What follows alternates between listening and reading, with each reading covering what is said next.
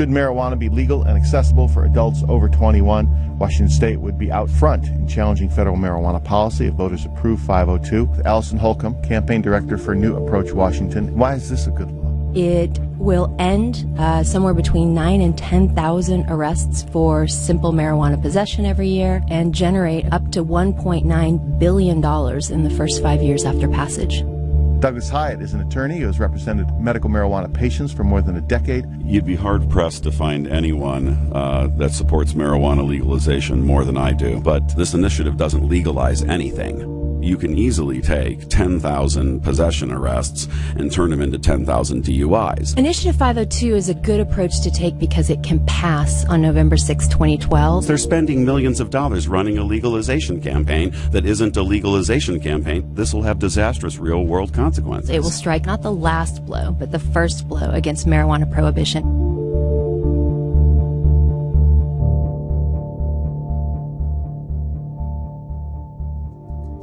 Good morning, everyone. I'd like to thank you for joining us today to announce a new initiative to the Washington Legislature to legalize, regulate, and tax marijuana or cannabis for adult recreational use. This initiative is the right proposal. It takes into consideration all of the public safety and public health concerns that voters have.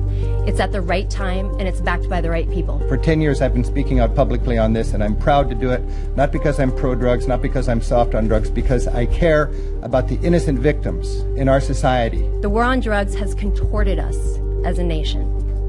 It has taken what it means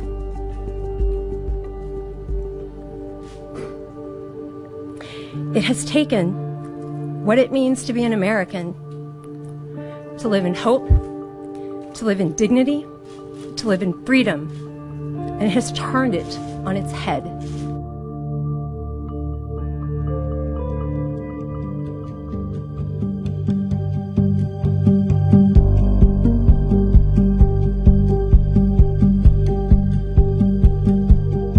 One of the things that's interesting about Initiative 502 is that for the first time in the country, we're seeing this cadre of former law enforcement and prosecutors. We're seeing public health workers and addiction specialists and attorneys who have banded together as the sponsoring committee of I-502. These are people that really looked at what Initiative 502 proposes, and they said, we're willing to put our personal capital on the line to see that this gets passed. It not only tightly regulates where marijuana is produced and how it's sold and to whom it's sold, it also creates, through earmarking, programs for education and prevention and treatment and research. All of this amounts to a public health alternative to prohibition. I'm so excited that Washington can take the lead in helping our country out of this wrong-minded, very costly war on marijuana. The Treasury Department intends to pursue a relentless warfare against the despicable, dope-peddling vulture who preys on the weakness of his fellow man. This innocent-looking weed is Mexican marijuana. It inhibits and distorts the action of the brain and nervous system. Turn on, tune in, and drop out. We must wage total war against public enemy number one, the problem of dangerous drugs. Our spending for drug law enforcement will have more than tripled from its 1981 levels. Just say no. We need more prisons, more jails. I didn't like it and didn't inhale and never tried it again. Mexican President Felipe Calderon vows to continue the country's escalating drug war. I am not in favor of legalization.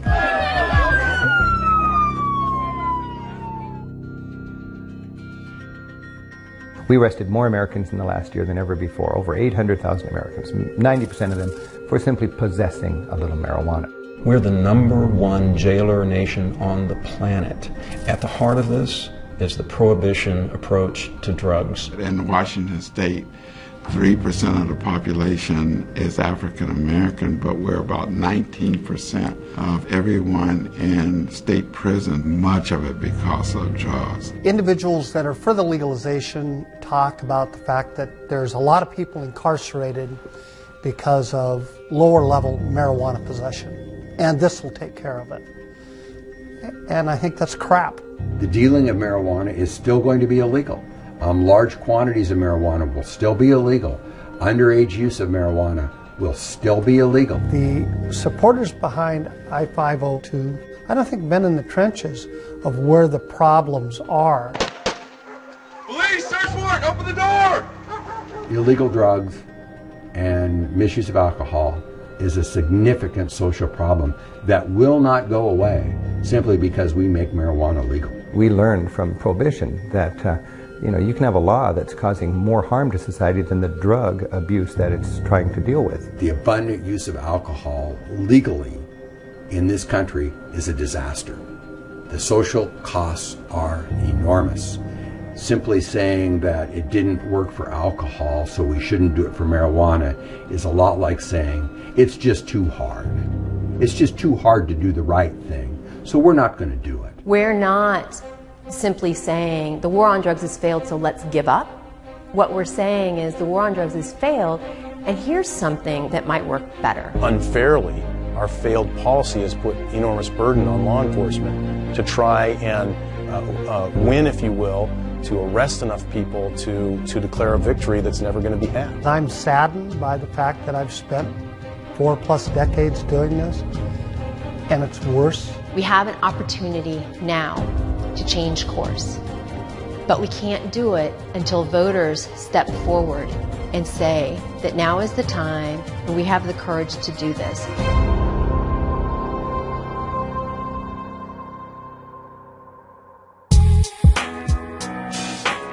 We need 241,153 signatures in order to qualify the initiative. The strategy is just basically being where the people are. I'm at the Washington State Ferry. I'm traveling from Bainbridge Island to Seattle. We're on the morning commute. We're 1579-502 to legalize marijuana. Washingtonians are in favor of legalization, but it's a really difficult conversation for a lot of people to have. I-502 is a law that's been drawn up after many states have tried, many states have failed. California had their shot with Prop 19, got real close. The sponsors of I-502 have made a political calculation. The way that prevailing winds are blowing, reform's coming. Let's go with something that is palatable, at least, and that addresses some of our issues. And I think that was the intent of I-502's architects. California's Proposition 19 didn't set up a sort of statewide system for controlling the commercial aspects. It didn't say anything about driving impaired, which we know is something that voters are very concerned about. It was filed in 2010, which is not a presidential election year. So your voter turnout is not going to be as favorable on a marijuana law reform initiative. We're coming down to the wire. I think we would have all have liked to have turned in our signatures at the beginning of December and just be done with it, but it's close, and we're not quite there yet.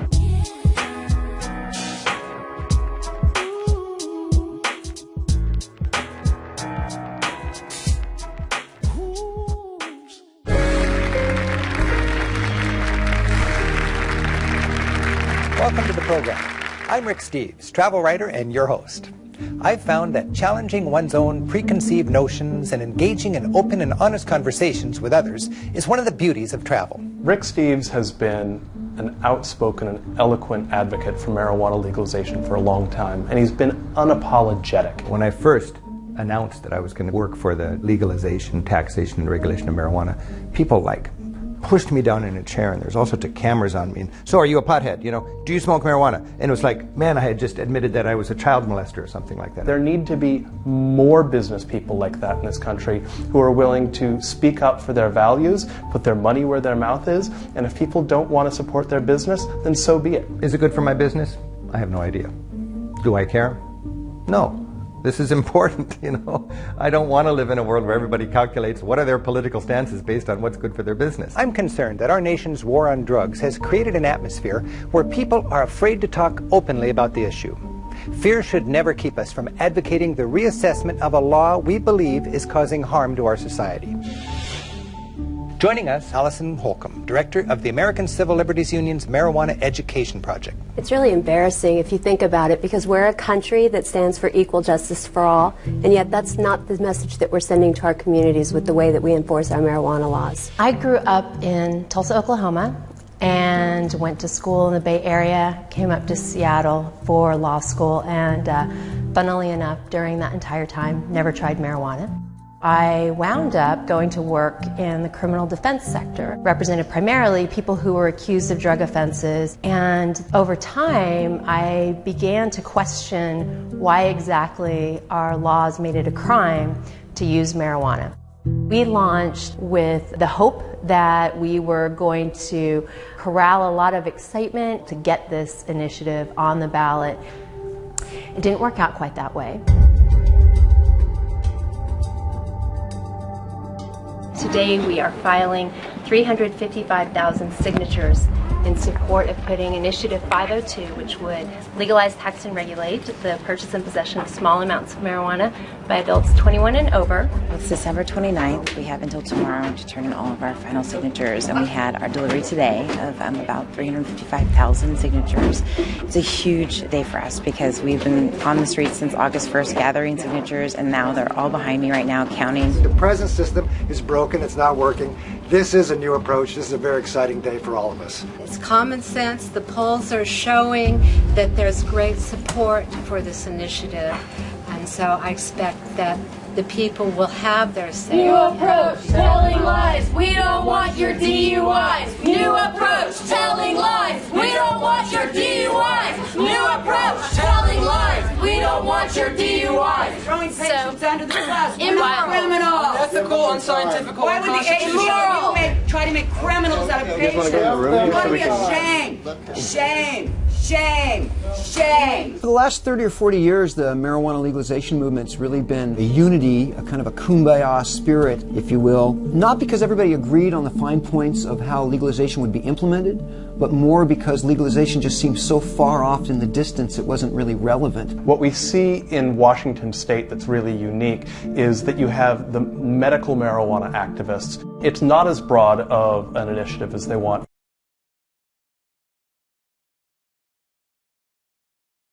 I think everybody agrees that I-502 will be historic if it passes and will certainly press the issue to the federal government in a way that's really never happened. But the disagreement is really more on the DUI component and the no home grow component. So these people have come out of the woodwork, these traditional supporters for legalizing marijuana. States cannot write laws that conflict with federal law, so what New Approach Washington is doing with their taxation regulation, that makes it federally preemptible. Patients like us, we're driving down, we get pulled over, they throw us in jail. That's more taxpayers' money going out the window. It's a lot safer for me to be medicated than to be nauseated driving down the road. Some people are going to push back against it, and they're going to have this dream that they can grow pot wherever they want or drive as high as they want.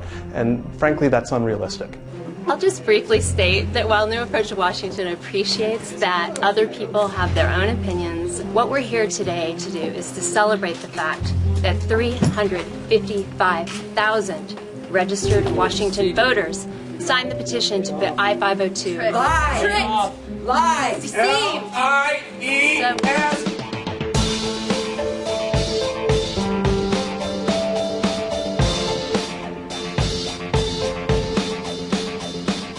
I started covering marijuana issues through the medical marijuana industry about 2 years ago. The medical marijuana dispensary market was really just exploding here. By our best guess, there's maybe 150 or more medical marijuana dispensaries in Seattle. That's more dispensaries than Starbucks, in the birthplace of Starbucks. Seattle 2010 to 2012 was rapid growth in people's acceptance of this plant and the culture behind it. Patients were coming in just out of the seams in the wall. You know, it was amazing. And they were coming in with all sorts of diagnoses. The medical marijuana industry in the past 2 years in Seattle has absolutely just exploded. And everybody is a medical marijuana patient. There are parties devoted to patients having a good time. All you can smoke, dried flowers, concentrate, maybe an edible. Every treat is medicated. Instead of fearing that, we took it and moved forward. If we actually made it look a little bit more like mainstream America was used to seeing it, then the perception would change.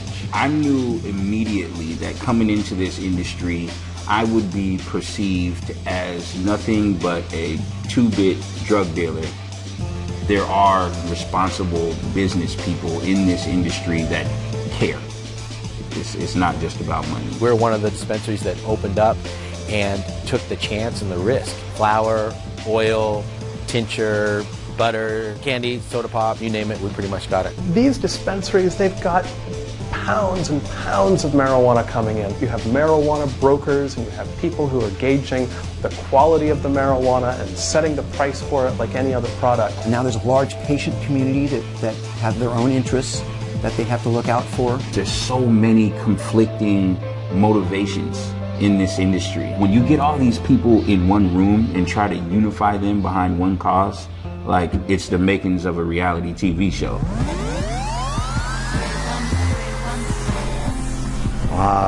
Steve Sarich, I'm the head of the No on 502 campaign and the executive director of the Cannabis Action Coalition. Our goal is to stop 502.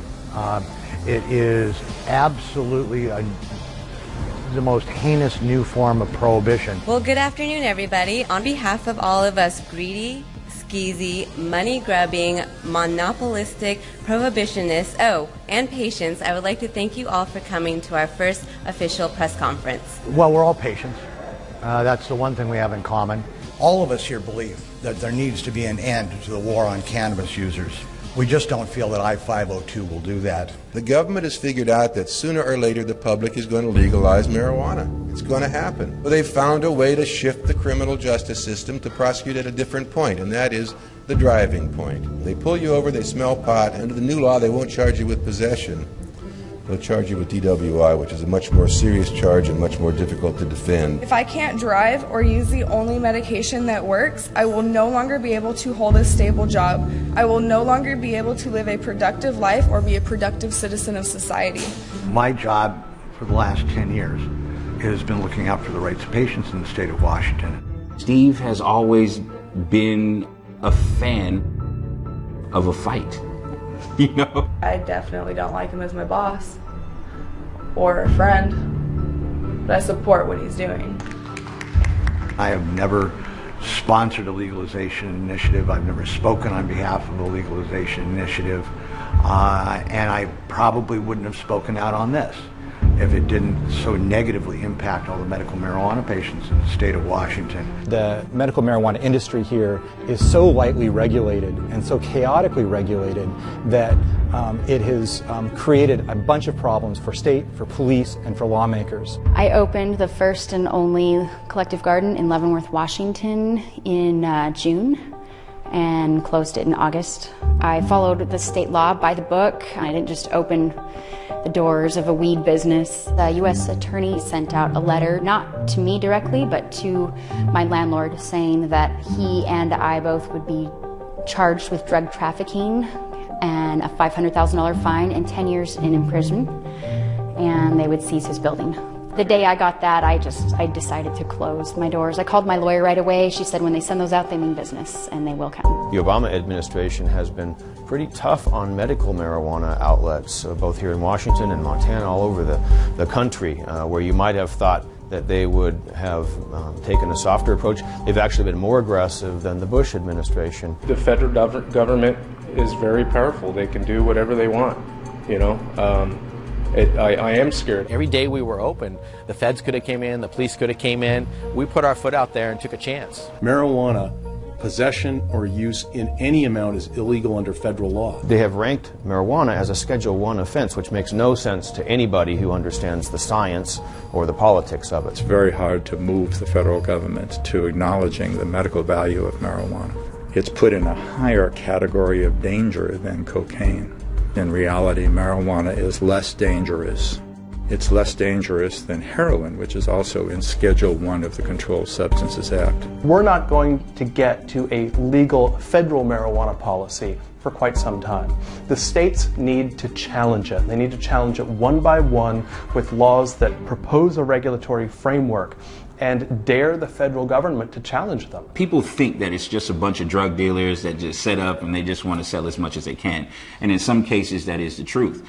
But you can talk to even those individuals and they can tell you story after story after story of all the people that they are helping. I probably had anywhere from 10 to 30 people a day. People with AIDS and quadriplegic and paraplegic and cancer. I was at a city council hearing and the drug task force guy kind of stood up and said, I've never seen anyone with a legitimate reason to have medical marijuana. This is my neck. I'm fused at C4, 5, and 6. I have a really hard time sleeping at night, and marijuana helps me sleep, and I use it every night before I go to bed. Cannabis relaxes you. It reduces stress. And that people that have chronic illness, and I don't care what kind it is, they're stressed out. I was stressed out when I had prostate cancer. And the cannabis really reduced my stress. I used to roll joints every Sunday night, for my mom. She's got, Crohn's disease, breast cancer, Parkinson's disease. She started using marijuana as medicine. It added years to her life. I've been fighting the war on drugs as in the trenches. I've been a criminal defense attorney for over 20 years. I knew the only way we were ever going to be able to protect medical marijuana patients was to make marijuana legal. I am absolutely 1,000,000% in favor of legalizing marijuana. The problem that we have is that this initiative doesn't do it. I don't know what other definition of legalization you need, but when you can go into a store and buy an ounce of marijuana, then I say that's legalization. If I pass you a joint after this initiative passes, I'm guilty of a delivery. There was a template out there for reform that would work for marijuana. We just take all of the laws that make it illegal now, every single one, take them all off the books, civil and criminal penalties. The Initiative 502 campaign, I think, saw the previous legalization efforts and thought that they needed to approach this not from the left or from the libertarian approach, but from the conservative approach. What we had done had been pretty well vetted, both academically and by other reform people, and they just completely rejected that. I think it's understandable that there would be some frustration among some activists that after having put in so much effort, so much time into this issue, that if a proposal that is going forward in 2012 doesn't match what they had been working on for so long, certainly there can be some resentment about that. The entire thing is about getting a win, getting this first victory so you can trumpet it and say it, even if it's just a propaganda victory. We just received word from the Washington Secretary of State that, in fact, Initiative 502 is certified, and we're going to get to vote on it in November 2012. Hey, Rick, how are you? I'm doing really well. Do you want to know why I'm doing really well? Because we did it. We're official. It's real now. Yeah, absolutely. We're in it to win it now, right? I haven't been this happy in a very long time, actually. Even when we filed the signatures, yeah, I wasn't happy that day. Wasn't happy. It wasn't complete. We're gonna have fun, and we're gonna try to get to bed in a reasonable hour and get some decent sleep. But I make no promises. We just had this huge victory. At the same time, there's this sense of trepidation and knowing that now the real battle begins. To the voters.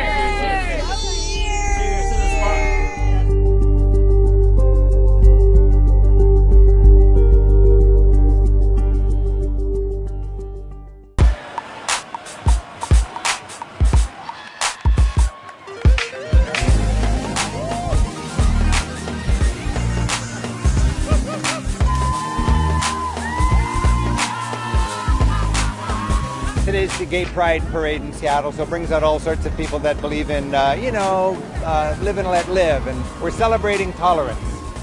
Pride speaks for itself. I'm proud to be here. I-502 and R-74 are the most important issues in my life. What a great day. These guys all know we're going to be the first state in the country to legalize marijuana. I've never been involved so intimately in a political campaign before, but I'm just getting in the mindset that, yes, we're going to win this thing. Looking at the 2012 election, we have these incredible ballot drivers. Presidential years are good for young voters and for Democrats and for non-white voters. We've also got same-sex marriage going to the ballot. We've got some very important progressive political campaigns going on in our state, so this is a perfect storm of getting everybody out, and it's also really important.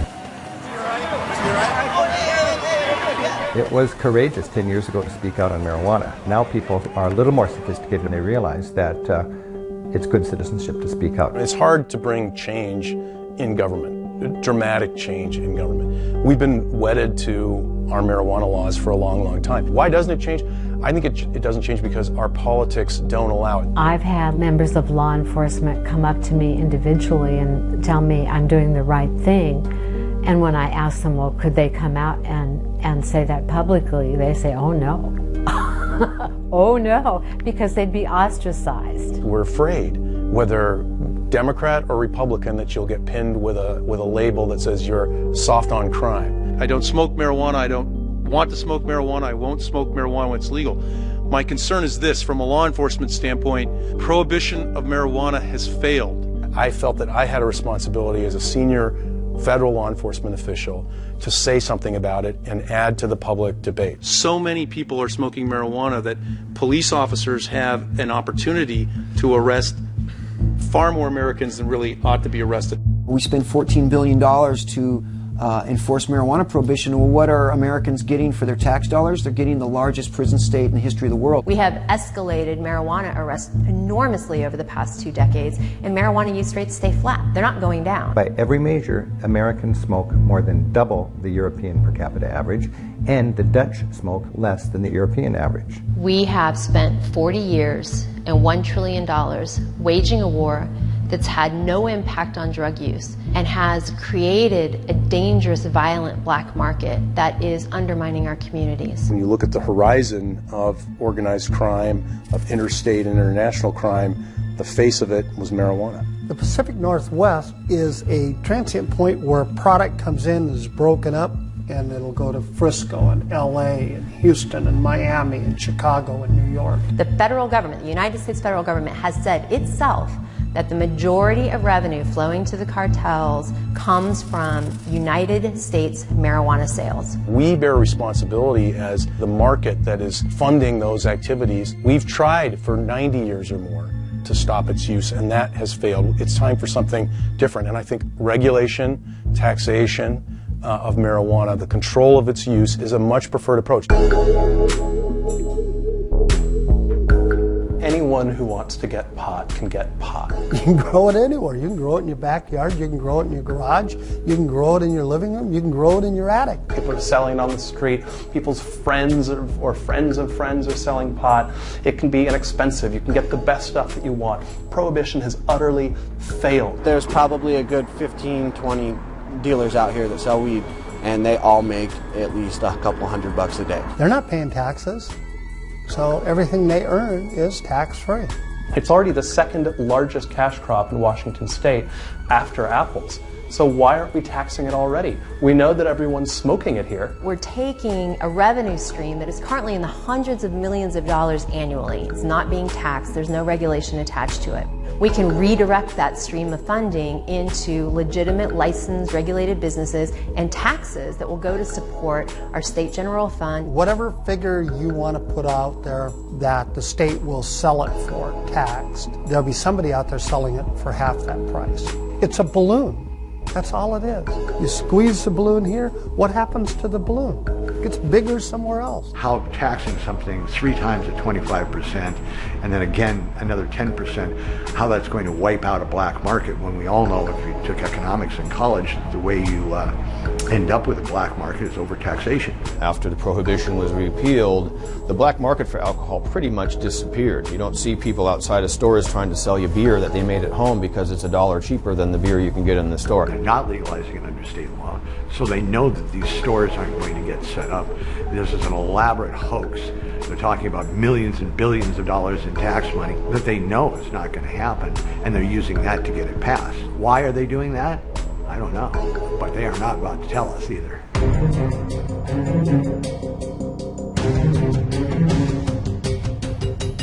Hate is the only word I can use to describe the loathing I feel for marijuana and any other illegal or exotic drugs. I despise it, I loathe it, I hate it. That said, I support the decriminalization, the legalization, the regularization, the taxation of marijuana, because whatever was intended by this law, in practice, the war on drugs has been a war on black and brown people. I don't want to arrest my way out of this situation. I don't think that's right. Whatever your color is, putting people in prison has not worked. If you want to call this legalization, that will be illegal for any of you who are not patients out there. Is that illegal for you? Is that illegal for you right now? He's not black, they ain't gonna arrest him. My heart goes out to people who need medication, but that doesn't mean you also have the right to drive impaired. This is the drug czar's latest strategy for prohibition in the United States. My question is to Reverend Braxton. Don't you feel that, especially with the situation while driving, that they're basically opening the door with this gray area for more racial profiling? Cops currently, it is their discretion now who they pull over, who they arrest. By changing the laws around marijuana and decriminalizing, it takes one of the most prominent tools that are used to be very selective in its application. And maybe for some of you in here, you're okay with status quo because it's not touching you as close to home.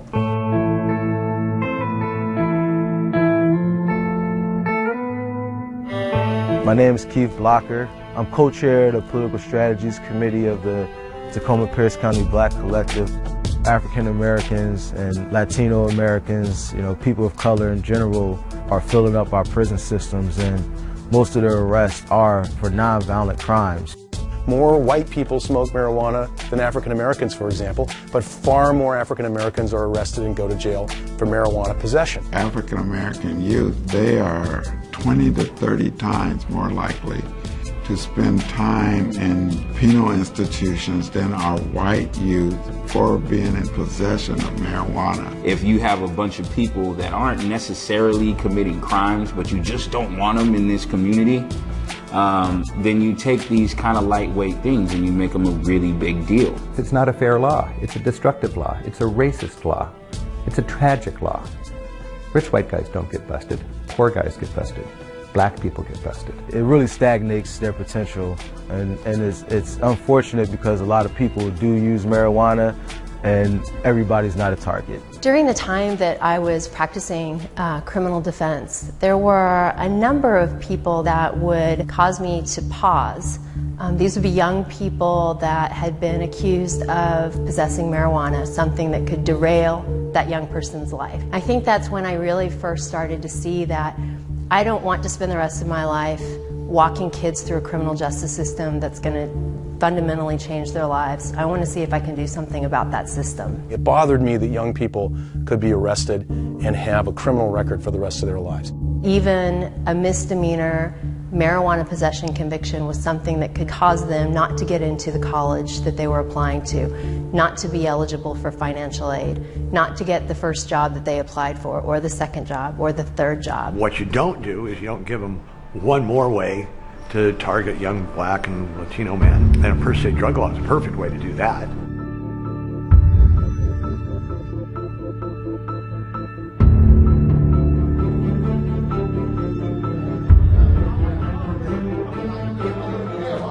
This is a really important discussion to have about the legalization of marijuana, and particularly how it affects youth of color. Washington State, we're in debt a lot of money, and we have huge gaps to fill, so we're looking for anything to raise money. The government is going to profit the most out of this, regardless at the end of the day. My biggest concern is who's going to capitalize off the funding. Let's look at the bigger picture and make this into a business to where we benefit from it, just like they are. You would think that they would be shooting to do more positive in the community, but with legalizing it, you're putting more youth at risk.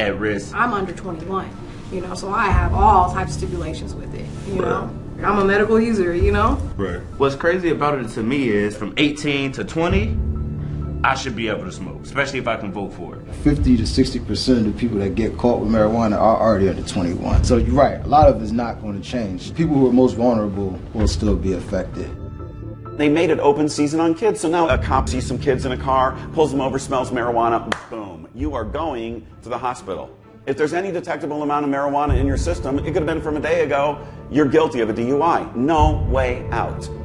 They just won't harass you as much, and honest the truth, God's truth is, they're still going to harass you as much. And it's going to be same as it is now. Me, him, and him, because we're dressed similar like in hoodies, we're a gang. So when you see me smoking this thing, you're not going to come up on me because of weed. You're going to come up because we look like a gang. We don't think it's the silver bullet to solving the problems of young people who are arrested for marijuana possession, but we do think it is a step in the right direction. I don't care if you get it fixed down the road. You ruin one kid's life because of that stupid fucking provision. One kid is enough for me to say, no, I'm not participating in that thing. I won't sell out one single fucking kid for that piece of shit.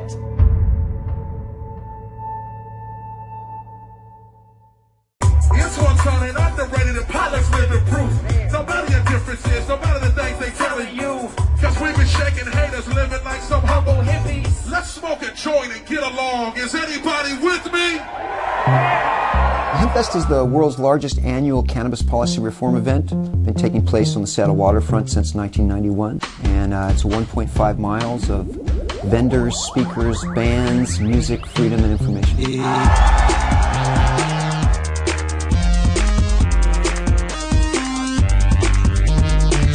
Called a protestival because it's a protest festival. We have up to 300,000 people come through these parks on these 3 days, and they're here to learn about cannabis, to celebrate the cannabis culture, and to say that marijuana should be legalized because clearly no harm is being done here. In fact, it's helping a lot of people. HempFest has been going on since 1991 with really spectacular statistics. We've never had a serious injury or serious case of violence happen at the event in 21 years.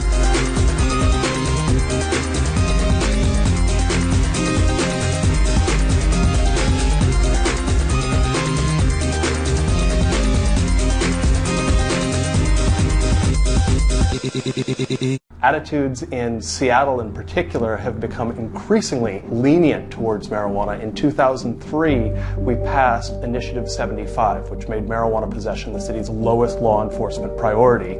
And even though law enforcement had dug in its heels a bit, the city elected Pete Holmes, the city attorney. 3 years ago, I promised on my campaign that I would not prosecute another simple marijuana possession case.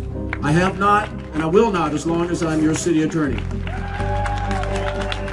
When I took office, I found to my disappointment, but not really my surprise, that of the hundreds of pending possession cases, 59% of them were against African Americans.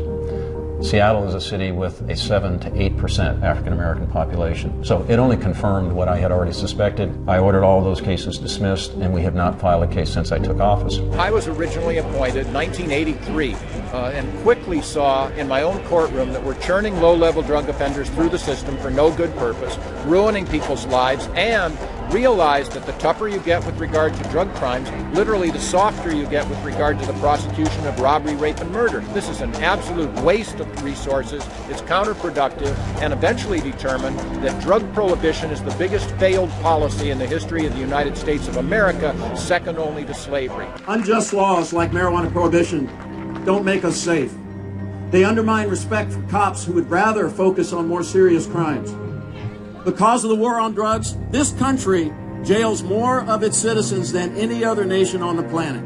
Every American, regardless of your religious affiliation, your political perspective, has to look at that and say that's shameful. The drug war started in the United States. It spreads around the world like a cancer, and this is where it has to end. It has to be killed here so that people worldwide will be able to follow that example. In less than 90 days, we get to vote, finally vote, to legalize marijuana in this country. I'm talking about I-502, and it must pass. Part of the effort of the legislation is to undercut the black market. The Liquor Control Board has the authority to regulate those tax prices. This is the first time we've really talked about I-502, and so we were just visiting the no on I-502 tent, and then we just visited the yes on I-502 tent. Almost everyone I spend my time with is a medical marijuana patient. I read a lot of those magazines that were really pushing for no on I-502, so I got scared. 2012 HempFest was nuts. It was a battleground. I've never seen HempFest look like this before. We are encountering a lot of opposition this weekend. Fuck 502! Fuck 502! I'm getting a lot of people who come in with faulty assumptions about what I-502 does. This is going to support commercial growing, big business. We are here trying to give information. Because there's a lot of people here who are against the initiative legalized after prohibition. We didn't legalize alcohol. We repealed the prohibition. Right. No, and then we That's what you're not doing. You're not repealing prohibition. We absolutely are. You are not repealing prohibition. You are making it legal within this bubble. My main fear about I-502 is getting pulled over and given a DUI for, having a high tolerance. I smoke pot every day. Are you going to say, hey, Grandma, would you please vote to legalize pot? And by the way, I can smoke all I want and then go drive? She's not going to buy it. We feel strongly that the amount of votes that they're going to lose from the cannabis community by implementing this DUI law is going to be far greater than the amount of votes they're going to gain from, conservatives deciding to vote for legalization just because there's a DUI law in it. You're not pulling people here, you're not pulling these people because they wouldn't support you either. When I first heard about 502 as a legalization thing, I was for it. I'm not going to lie. I was 100% behind it. I even asked them for initiatives. But then I actually heard more about the bill and looked into it, which is ironic because they will say, hey, have you read the bill? And I say, yeah, that's when I actually changed my mind on your bill. $2 to $5 million made off of blood DUIs in the first 3 to 5 years. That's what it says in their fiscal statement, yet they tell me that there's not going to be a lot of DUIs. They're planning on it. It wasn't necessarily misinformation. It was just like everyone that was for it just kind of swept over the details and said, well, you don't need to know the details. It's legalization. Vote for it. Everyone knew that they were pro-legalization in their heart and they wanted to be part of that, but no one knew if this bill was the right thing for the people who had built the scene up to this point. Some of our weakest support, like soccer moms and middle-class people. I feel like soccer moms are some of your biggest supporters, actually. I feel like you don't have the support of the true cannabis community. Well, I've seen it here, the last 3 days. You don't have the support of the heart of the city, the people that come to HempFest. You have people that behind your booth that they don't look like they even use cannabis. Seattle has always historically been and has legislatively become a really safe place for cannabis users. I think a lot of people who are here feel safer than they actually are. In the city of Seattle, we have it amazing. Look where we are. Everyone's smoking cannabis and there's nothing wrong with it. Why do we want to change that? The medical marijuana entrepreneurs who are opposing I-502, I don't think are telling their patients clearly enough about the risk that they're under now. Dispensaries in the state are not even legal, yet they're tolerated. King County, Pierce County can go to dispensaries, but on the eastern part of the state, you can't go to a dispensary. Washington state law does not protect marijuana possession, even if you're a marijuana patient. All it does is give you a defense in court if you are charged. That's an expensive proposition for a patient, and the only reason those patients are not getting charged is a matter of politics right now. Patients are against it simply because what they're hearing from medical dispensaries is this information, and of course the medical dispensaries don't want to lose their business. If their dispensary is saying, oh no, 502 is bad, it's going to shut us down, you're not going to be able to get your marijuana from us anymore, they're going to believe anything they say. They may have used this fear of driving while intoxicated and the parade of horrible imaginables that might occur. I think they were using that as a smokescreen, pun intended, to hide the fact that they are very entrenched in the business of growing and selling on the black market, and they're getting rich from it. This is a democracy, and we know that large segments of the voting public that may not be interested in purchasing marijuana themselves are still concerned with, what about driving while stoned? It's pretty good research that as the THC level in the bloodstream goes up, the risk of accidents increases. Everyone's familiar with blood alcohol levels. They vary from state to state, and states tend to adjust them as scientific knowledge advances. We wanted to treat marijuana the same way. After a person smokes pot, 2 to 4 hours are necessary before they are reliably below that 5 nanogram limit. And that applies to medical marijuana patients as well. The argument against the I-502 provision is that it doesn't deal with impairment at all. If you have 5 nanograms in your bloodstream, you are guilty of a DUI, and you can't argue that you weren't impaired because that's not a factor. The science of drug driving is really kind of all over the place, but one of the things that's clear is that I-502's per se level is quite low. No one understands how long it lasts in your blood, truly. There's an issue because there hasn't been any federal research done, that we don't have any good data. This is up on their website right now. You can download it. And what we did was we recreated the chart because it's very hard to read. This is risk factors. 1 is no impairment. Here's 5, and it's just below the line of no impairment. This only goes up to 20. And I probably wake up over about here someplace. All right? So I guess I'm way up here on this chart. We know from experience in the 16, 17 national jurisdictions that allow medical cannabis that we haven't seen an increase in DUI prosecutions in those states, even though 11 of them have zero tolerance. You can't have your blood tested unless there's already probable cause to arrest you and there's already evidence that you're driving impaired. Medical marijuana patients who are currently driving aren't being pulled over because by and large they're not driving while impaired, and I-502 is not going to change that. Every single medical patient I know wakes up over 5 nanograms every day. The therapeutic dose for marijuana is at least 10 nanograms in your system. They set the goddamn limit below the therapeutic dose. Personally, I think that goes a little bit too far. I think that you need to prove impairment in court, and you should be able to challenge it in court, not simply have the presence of THC in someone's system. But the truth is that Americans are rightly terrified of legalizing a drug that puts people out on the road on the other side of that narrow yellow line, hurtling at them at 60 miles an hour.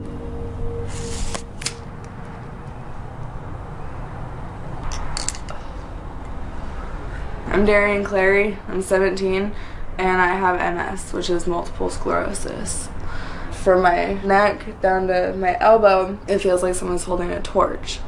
And it's twisting, and it's burning, and it hurts, and then from my elbow down to my hand, I totally lose feeling. I go numb. When I smoke a bowl, or when I medicate, my pain totally goes away. If I can't get to where I need to go, then I can't make any money. Previously, I've been prescribed Vicodin, Percocet, oxycodone, Oxycontin, methadone. When you're on those drugs, you feel like you're on cloud. When I'm on marijuana and I drive, I'm more focused, so I know what's going on around me. When I'm not medicated, I drive fast, I don't care about using my blinkers and being safe because I just want to get to where I'm going because I'm in pain. We're looking at people like me going to prison that will stay on your record forever. We're not just fighting it for the state of Washington, and we're not just fighting it for patients. Their goal is to pass a per se DUID law in every state. The irony in what these critics of I-502 are advocating is that they're not actually hurting the initiative with a lot of people. One of the leading factors in initiatives failing, such as in Nevada and in California, is that people were concerned that people were going to be driving high. So you've got this tiny minority of medical marijuana patients who are screaming that there are these incredibly strict DUI provisions. And what the majority of swing voters who are actually going to decide this initiative care about is that there are strong DUI provisions. If the medical marijuana activists want to ballyhoo this issue from the rooftops and generate a bunch of media, well then go ahead. You're only going to convince the people that initiative needs in order to pass. Great social policy changes are not an easy sell. You have to convince your classic soccer mom that marijuana legalization is not going to lead to their high school student getting high on the way to school. I am very concerned about juvenile usage and how that impacts the juvenile brain, how it impacts juvenile depression, how it impacts the ability to learn. From 2000 through 2009, we had a decline in drug usage in schools, and then 2009 started up. I believe that's because of the medical marijuana.